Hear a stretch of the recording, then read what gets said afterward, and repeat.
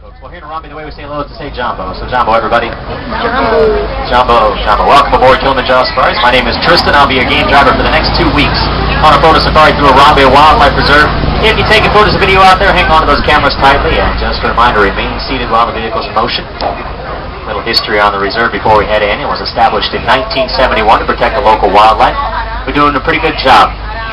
Animals become, over the years, less afraid of humans. They come up right next to the trucks. Good for us. We usually can get pretty good pictures, but it can make them susceptible to illegal hunting, to poaching, something we take very seriously here in Harambe Wildlife Reserve. And that's why we patrol the area 24 hours a day by reserve warden. 800 square miles to cover. They're usually up in the air patrolling by planes. You may see them flying around out there. They do ask that we keep in contact with them, especially when we first enter the reserve. We will do that very shortly. We're looking about 2 weeks out here in the safari. We're going to start off here on the first day, just do a little bit of an overview, head out to Savannah a little bit later on. Alright. Symbol 1, calling any airborne ward. If you're up there, please acknowledge. Over. Simba 1, this is for the Wilson Lupua. Over. Hey, Jumbo Wilson, safari entry point is Little Aturi Forest. Over. Hamjago, Simba 1. Keep your eyes open and drive carefully. You should see lots of animals. Oh, roger that, Wilson. Thank you very much. All right, this is it. This is what you came for. Keep an eye out for animals. They could be on either side. And bear in mind their natural colorings, their markings, that blend right into the background, so look behind things. Here on the right-hand side, black and white stripes on its legs. That is an OKAPI. That's an O copy. Very shy and reclusive animals. They were only discovered by the West in the year 1901. Looks like a zebra actually related to the giraffe. Here on the left-hand side, a couple of storks. Black and white bird. That's saddle-billed stork, tallest stork in Africa. And then the storks with the yellow bills. Anybody know what those are called? Yellow-billed stork. Called yellow-billed storks. Exactly. They're opportunistic eaters. They feed on fish, frogs, lizards, snakes, and sometimes other small birds even as the opportunity arises. Another look at the okapi there on the right. Heading down to the watering hole. And watering holes like this make great gathering places for the animals. I'm hoping to see some rarer species like the black rhino. I'm not going to promise anything. Rhino have actually been hit hard by poaching, so we'll have to see what we can see out here. A little bit of a glimpse of a greater kudu on the hillside to the right. Light brown animal. Looks like a deer. It's actually an antelope. The second largest antelope in Africa. Male kudu weigh about 750 pounds. Oh, check it out here on the left-hand side, opposite side of the truck. Just across the shore, laying down on the beach there, is the black rhino. Very rare to see them. They've actually been hit hard by poaching. There's less than 3,600 left in all of Africa. It's one of the most endangered species in the world right there. It repel any predator on Earth except for man. Even in reserves like this, they're not completely safe from poachers who go after them for their horns. And of course, lots of vegetation through the forest as well. That's why so many different types of animals call this area their home. There's a nice food source provided by all the leaves out here. Also provides a sense of security. Animals lay right down behind those bushes, those brambles. Makes it very hard to spot, not only for us, but also for any potential predators that may be around.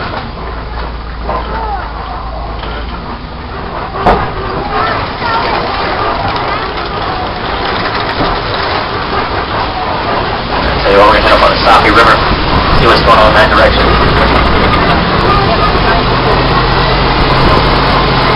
Now as we crest the top of the hill, begin to descend into the Safi River Valley, just want to keep an eye out for any Nile hippo that you may see.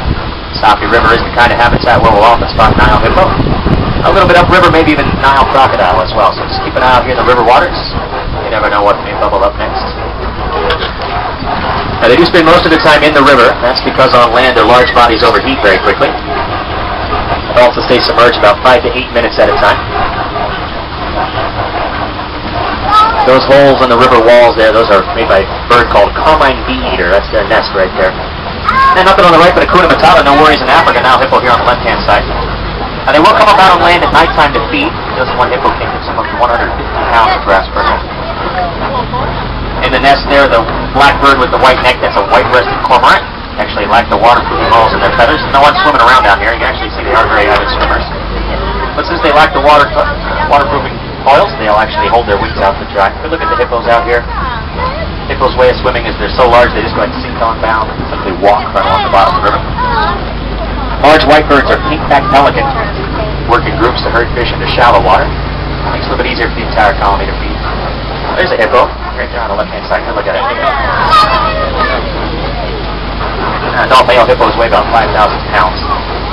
The firstborn probably around 85 pounds. Gonna take it slow over the Siri College Bridge and seen better days. And we just don't want to be in there with those knives off on the left-hand side. Yeah, look at that. Those are Nile crocodile, a little bit larger than American alligator, much more aggressive. Grow about 20 feet long. Jaw closing power is about 1,200 pounds per square inch. Crush the bones of their face. Very cool animals, but they always look a little hungry to me, so I'm going to give them their space. Head up to the savannah.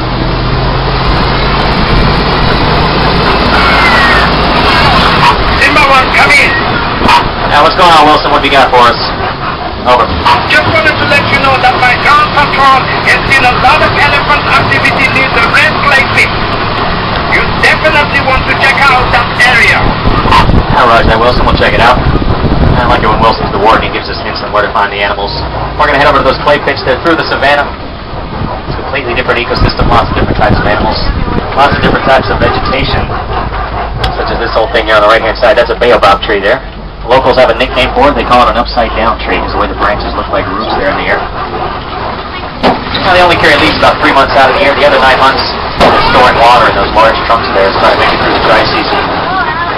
And this is my favorite view in the whole reserve. This is the savannah, part of the Serengeti grassland system, stretches for hundreds of miles across East Africa.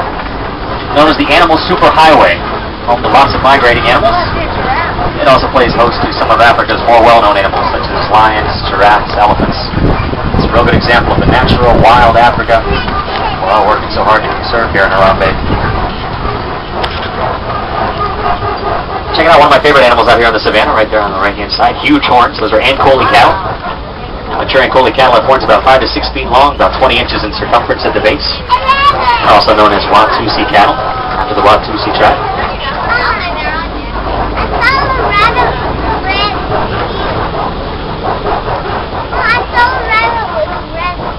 Take a look at the savannah landscape itself. You can kind of see what animals have been through here recently. Take a look at the trees. You see they've all been trimmed about the same level, about 18 feet off the ground. Anybody know it's 18 feet tall, likes to eat leaves? Giraffe, exactly, yeah. Tallest animals in the world. They like pruning shears. They just trim up all the undersized leaves, lets more light through. Helps the grasses spread. You see any fallen trees, that's evidence of elephants. Elephants are just like bulldozers, knock them over. They do that to get at the leaves of their tops. It also allows more grasses to spread. Zebra, large antelope mow down these tall grasses out here, and then leaves room for the little nibblers like the warthog, the gazelle, to come in and finish up the edges. So, pretty balanced natural system out here. A system like that, there's enough food for everybody.